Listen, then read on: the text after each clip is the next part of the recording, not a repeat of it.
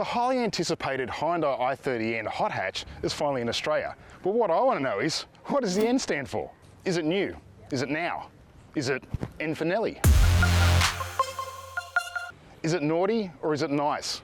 But does it actually mean nothing at all? No. N isn't for no. N is for Namyang, Hyundai's Research and Development Centre in Korea. N is also for Nürburgring Nordschleife, where the i30 pounded around for 10,000 Ks in development. And given the lap's 20.8 kilometres, that makes a lot of laps. So what do you want to find out about the i30N? Well, we went to Facebook and we asked you, and we decided to pick the best half dozen questions to answer here in this video.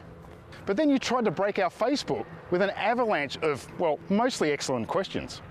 So here is the 30 mostly excellent things that you want to find out about the i30N.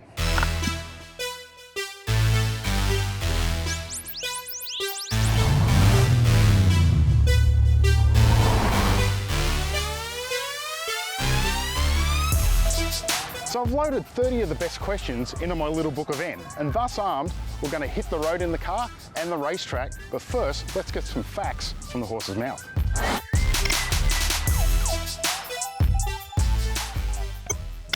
Ash Lorenz asks, with everything in comfort mode, is it livable? Now, have you Australianised the tune of this car compared to, well, global or European tune?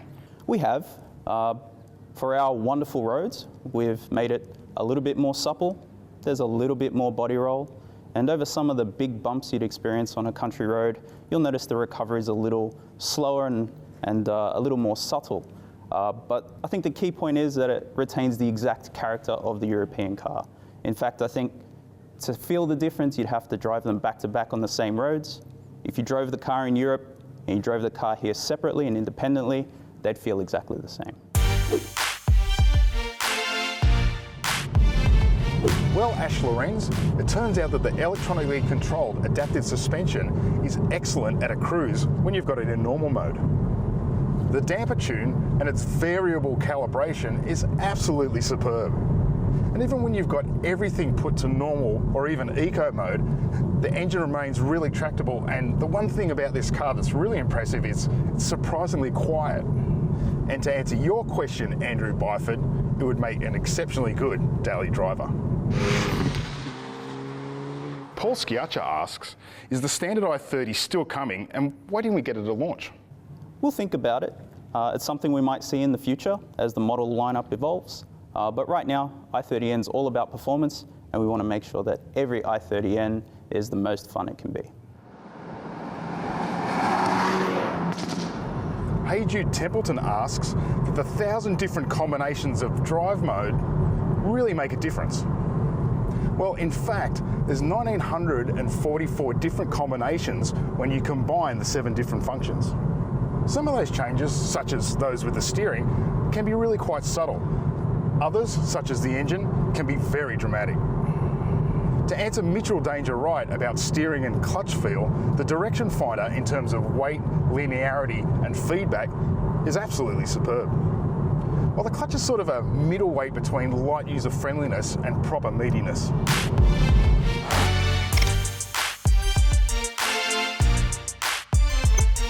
Everyone wants to know, where's the dual clutch? Oh, it's coming. Yep, we're expecting it late 2019. It's in development now, and I know someone who's driven it and he says it's really good. Phil French asked about the fit and finish inside the cabin, and realistically, it's about on par with the regular i30 stock. All in all, the cabin's pretty impressive, but particular kudos to the quality of the materials and the general presentation. Phil also asked, would I mistake it for a Euro, save for the badge? Well, Phil, I've got to say, it's about the least Korean car that I've ever driven, and that includes Genesis. John Paul Murphy asks, are we going to see N in other models? Mr. Albert Beerman, the head of the N division, has said that he's looking at everything. So that includes SUVs, i20, even Sonata. So it's just a wait and see at this point. Ryan Way's curious to know how the i30N affects the sensors. So to do that, we need to start playing with some of the drive modes. Your usual drive mode button is on the left, and it toggles between normal, sport and eco mode.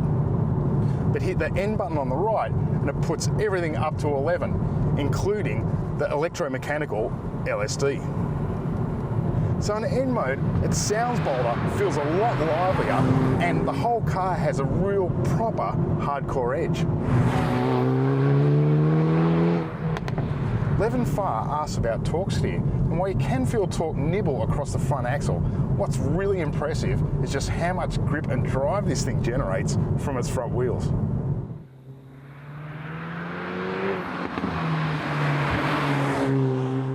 John Neville wants to know, will you collaborate with any third-party companies like Ford does with Mount Tune to offer engine power-ups that comply with warranty? No. Anthony Ko wants to know about fuel economy. Well, we've spent about 300 Ks so far just bombing through the tightest back roads Victoria can offer. And the worst that I've seen is about 11.6 litres, which is pretty phenomenally good.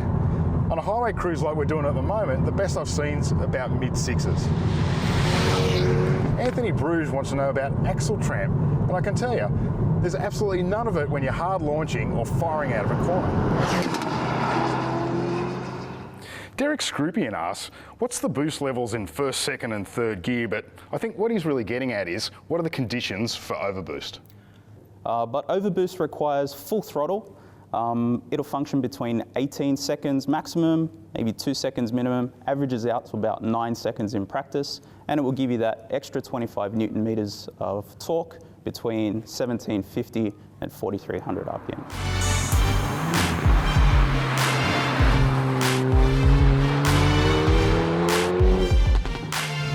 And Andrew Gruey's question about launch control, yep, it's standard issue. But to try that out, we really need to hit the track, and that's exactly where we're going.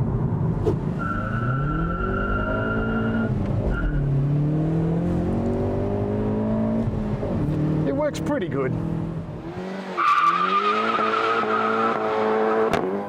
Steve Turner wants to know, is the i30 future-proof to allow for all-wheel drive system? I can't be explicit about future product, but I may have driven a very high-performance all-wheel drive i30 at our proving ground. Everyone wants to know about the single slide caliper brakes and if they can actually withstand some abuse around a racetrack. But the performance for what they are is absolutely phenomenal because the pedal's consistent, there's a lot of bite, but it's really the durability that has really got me impressed.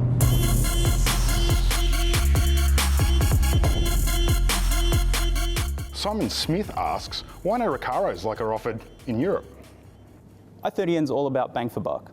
If we were to put Recaros into the car, it would have increased the price too much. So we've got awesome seats in there right now, and maybe we'll think about Recaros for a special edition in the future. So I guess that kind of answers Andrew Delaney's question about why there aren't any Brembo brakes on the i30N. But much like the Recaro seats, it's all about bang for buck in this car. And I reckon there's a fair chance they may well offer it as an option sometime in the future. Aidan Dares asked about lift-off oversteer, so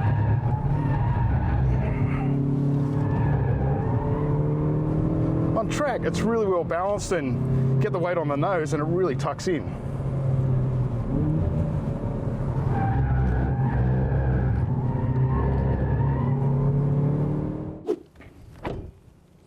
Reader Maddie Marinick wants to know, can you drift it? Can I drift it? Maddie, I'm wearing the wrong shoes. But my old mate Brendo here not only has the appropriate footwear, but he's got a heavy right foot and the technique with the handbrake to get the drift on.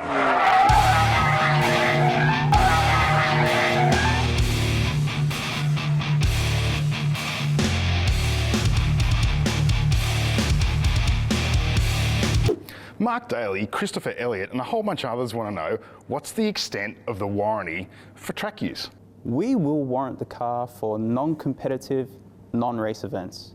Our goal is to let customers experience the car on a racetrack, so things like weekend club days, driver training, and the like, we will warrant.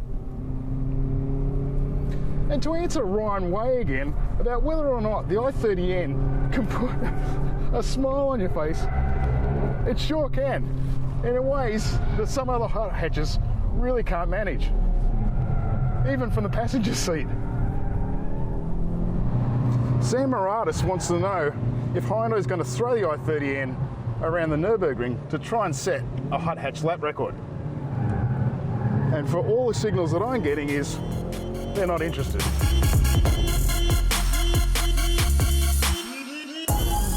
The Hyundai i30N Owners Club of Australia wants to ask... i30N Owners Club, but we haven't sold any yet. Okay, let's call them the early adopter disciples who may or may not have actually put money down on the cars. Okay, so we've got 44 deposits, so it's a good start. Okay. So 44 of them want to know that if I say really nice things about the i30N, that you'll do caradvice a really smoking deal on buying one? I don't think so, no. Christian Saruto asks, how easy is it to see past the Korean badge? I think it's an intercooler. John Pasaris wants to know, did I just win this car? Yeah, no. That's a really nice jacket. What's it worth? About 150 bucks. Can I have 3? No. Can I have 1? No, no way. Would you have any other kind of cool stuff that I could give readers as prizes for the best questions? Because I kind of sort of promised I would on Facebook. For the readers, yeah, I can find some cool stuff, but not for you, mate. And of course, everyone wants to find out how the i30N stacks up against Golf GTI and other competitors. So let's find out.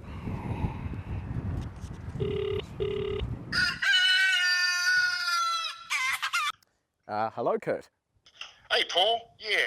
Look, the readers really want to find out how the i30N stacks up against Golf GTI and, you know, other usual and unusual suspects. Kurt, I hope you're sitting down because you're never going to believe this, as if it were entirely scripted. We have the Hyundai i30N and the Golf GTI at the drag strip, and you will never believe what just happened.